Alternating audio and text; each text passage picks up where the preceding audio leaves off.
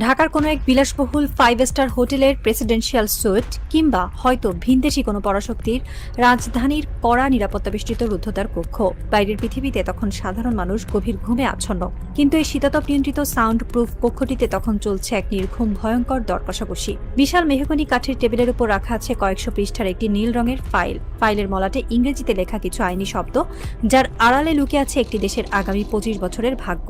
টেবিলের একপাশে বসে আছেন বিদেশি এক কর্পোরেট অলিগার্ক, তার মুখে তৃপ্তির এক ক্রূর হাসি, আর অন্য পাশে বসে আছেন বাংলাদেশের পতিত স্বৈরাচারী সরকারের এক শীর্ষ মন্ত্রী ও কয়েকজন আমলা। বিদেশি কোম্পানির প্রতিনিধি একটি মন্ট ব্ল্যাঙ্ক কলম এগিয়ে দিলেন মন্ত্রীর দিকে।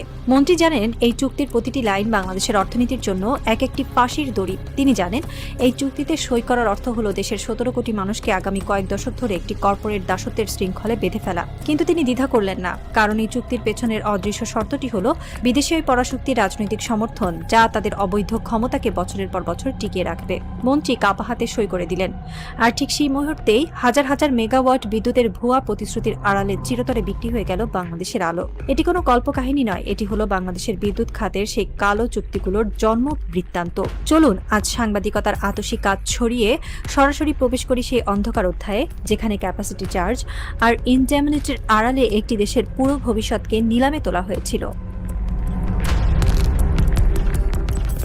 বিদ্যুৎ খাতের এই কালো চুক্তির সবচেয়ে ভয়ঙ্কর এবং পৈশাচিক কষ্টটির নাম হলো ক্যাপাসিটি চার্জ বা কেন্দ্র ভাড়া। সাধারণ মানুষ যখন মাসের শেষে কষ্টার্জিত টাকায় বিদ্যুতের বিল দেয়, তখন তারা ঘুণাক্ষরেও জানে না যে তাদের দেওয়া টাকার একটি বিশাল অংশ এমন সব বিদ্যুৎ কেন্দ্রের মালিকদের পকেটে যাচ্ছে, যারা মাসে 1 ইউনিট বিদ্যুৎও উৎপাদন করেনি। কিভাবে কাজ করে এই ক্যাপাসিটি চার্জ? ধরুন বিদেশি কোনো কোম্পানি বা দেশীয় কোনো মাফিয়া একটি বিদ্যুৎ কেন্দ্র বানালো। সরকারের সাথে তাদের চুক্তি হলো এমন যে সরকার ওই কেন্দ্র থেকে বিদ্যুৎ কিনুক বা না কিনুক, ওই কেন্দ্রটিকে বসিয়ে বসিয়ে প্রতিদিন কোটি কোটি টাকা ভাড়া দিতে হবে। বিশ্বের কোনো সুস্থ, স্বাধীন এবং আত্মমর্যাদাশীল রাষ্ট্র এমন আত্মঘাতী চুক্তিতে সই করতে পারে না, কিন্তু বিগত সরকার ঠিক এই কাজটি করেছিল। তারা দেশি বিদেশি অলিগার্কদের সাথে মিলে এমন একটি ফাঁদ তৈরি করেছিল, যেখানে বিদ্যুৎ উৎপাদন না করেও কেবল সক্ষমতা দেখিয়ে হাজার হাজার কোটি টাকা লুটে নেওয়া হয়েছে। গত 1.5 দশকে শুধু ক্যাপাসিটি চার্জের নামেই 1 লাখ কোটি টাকার বেশি রাষ্ট্রের কোষাগার থেকে বের করে নেওয়া হয়েছে। এটি কোনো স্বাভাবিক ব্যবসা ছিল না, এটি ছিল জনগণের ট্যাক্সের টাকা সরাসরি সুইস ব্যাংক বা সিঙ্গাপুরের অফশোর অ্যাকাউন্টে পাচার করার একটি বৈধ লাইসেন্স। এই চুক্তির নকশা যারা করেছিল তারা জানতো যে একদিন এই ঋণের ভারে দেশের অর্থনীতি তাসের ঘরের মতো ভেঙে পড়বে, কিন্তু ততদিনে তাদের আখের গোছানো হয়ে যাবে।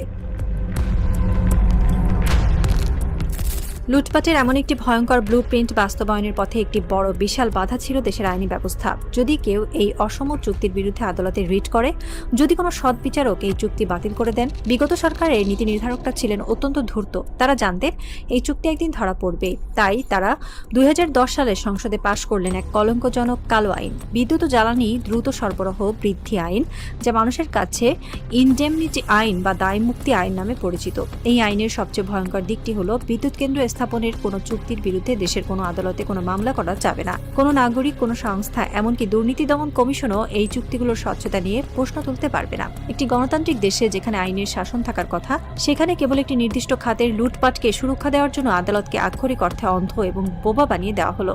এই দায়মুক্তি আইনের ছায়ায় বিনা টেন্ডারে কোনো প্রতিযোগিতামূলক দরপত্র ছাড়াই শত শত কোটি টাকার কাজ দেওয়া হলো নিজেদের দলীয় আশীর্বাদ পুষ্ট ব্যবসায়ীদের। রাতারাতি গড়ে উঠল কুইক রেন্টাল পাওয়ার প্ল্যান্টের এক মাফিয়া সিন্ডিকেট। একটি জাতির হাত পা বেঁধে তাদের মুখে ইনডেমনিটির স্কচ টেপ লাগিয়ে দিয়ে তাদের পকেট কাটা হলো দিনের পর দিন। কুইক রেন্টালের লুটপাটের পর শুরু হলো মেগা প্রকল্পের নামে মেগা দুর্নীতির অধ্যায়। রামপাল, পায়রা, রূপপুর এবং আদানির গোড্ডা বিদ্যুৎ কেন্দ্র, এগুলো এক একটি যেন উন্নয়নের মরীচিকা। মানুষকে দেখানো হলো বিশাল সব চিমনি, টারবাইন আর হাই ভোল্টেজ ট্রান্সমিশন লাইন। টিভিতে রাত দিন প্রচার করা হলো শতভাগ বিদ্যুতায়নের সফলতার গল্প, কিন্তু পর্দার পেছনের গল্পটি ছিল সম্পূর্ণ ভিন্ন। এই মেগা প্রকল্পগুলোর জন্য যে পরিমাণ বিদেশি ঋণ নেওয়া হয়েছিল, তার শর্তগুলো ছিল অত্যন্ত কঠিন। প্রকল্পের ব্যয় বাড়ানো হয়েছে কৃত্রিমভাবে। যে কেন্দ্রটি বানাতে হয়তো $1 বিলিয়ন লাগতো, সেটির বাজেট দেখানো হয়েছে $3 বিলিয়ন, আর মাঝখানের এই বিশাল অঙ্কের টাকা কমিশন হিসেবে ভাগ বাটোয়ারা হয়ে গেছে। সবচেয়ে ভয়ঙ্কর উদাহরণ হলো আদানির সাথে করা অসম চুক্তি, যেখানে দেশের ভেতরেই আমাদের বিদ্যুৎ কেন্দ্রগুলো অলস বসে আছে, সেখানে ভারতের ঝাড়খণ্ড থেকে অত্যন্ত চড়া দামে বিদ্যুৎ কেনার এই চুক্তিটি ছিল আক্ষরিক অর্থেই দেশের সাথে চরম বেইমানি। এই চুক্তিগুলোর মাধ্যমে দেশের রিজার্ভকে এমনভাবে ফোকলা করে দেওয়া হয়েছে যে আজ কয়লা বা গ্যাস কেনার মতো সামান্য ডলারও বাংলাদেশ ব্যাংকের ভল্টে অবশিষ্ট নেই। মেগা প্রকল্পের আড়ালে আসলে আসলে তৈরি করা হয়েছিল মেগা মানি লন্ডারিং এর এক অদৃশ্য পাইপলাইন। লোডশেডিং এর এই অন্ধকারেও লুকিয়ে আছে ফ্যাসিবাদের অনেক নোংরা রূপ, বৈষম্য। যখন দেশে বিদ্যুৎ সংকট শুরু হয় তখন সেই সংকটের বোঝা কখনো সমানভাবে বণ্টিত হয় না।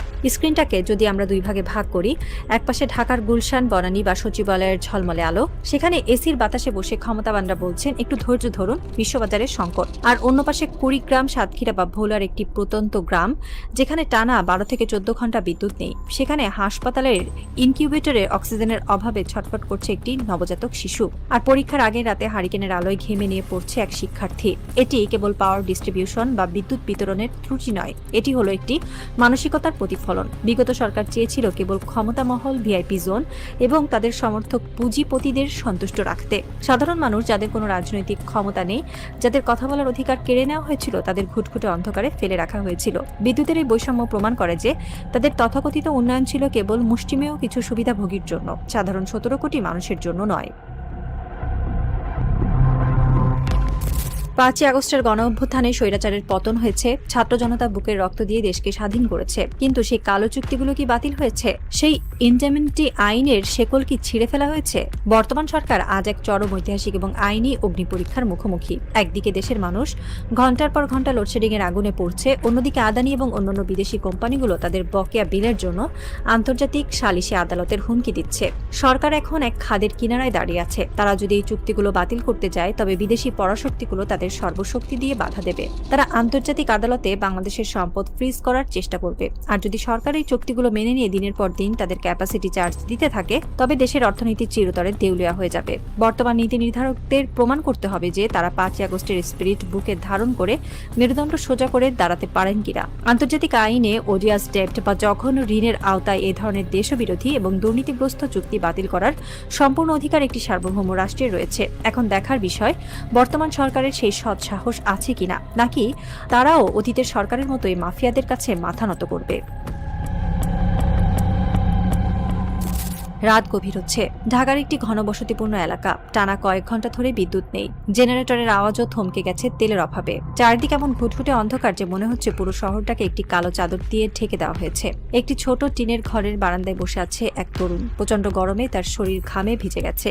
সে তার মোবাইল ফোনের ফ্ল্যাশলাইট জ্বেলে একটি পুরনো খবরের কাগজের দিকে তাকিয়ে আছে। সেখানে বড় বড় অক্ষরে লেখা, শতভাগ বিদ্যুতায়নের সফলতায় বাংলাদেশ। তরুণটির ঠোঁটের কোণে ফুটে উঠল এক তাচ্ছিল্য ভরা ক্রূর হাসি। এই তরুণটি 5ই আগস্ট রাজপথে ছিল। সে বুলেটের সামনে বুক পেতে দিয়ে একটি দানবের পতন ঘটিয়েছে। আজ এই অন্ধকারে বসে সে বুঝতে পারছে কেবল স্বৈরাচার পালালেই স্বাধীনতা আসে না। যে অদৃশ্য কালো চুক্তিগুলো দেশের আলো বিক্রি করে দিয়েছে, সেই চুক্তিগুলোকে যতক্ষণ না জ্বালিয়ে পুড়িয়ে ছাই করা যাচ্ছে, ততক্ষণ এই অন্ধকার কাটবে না।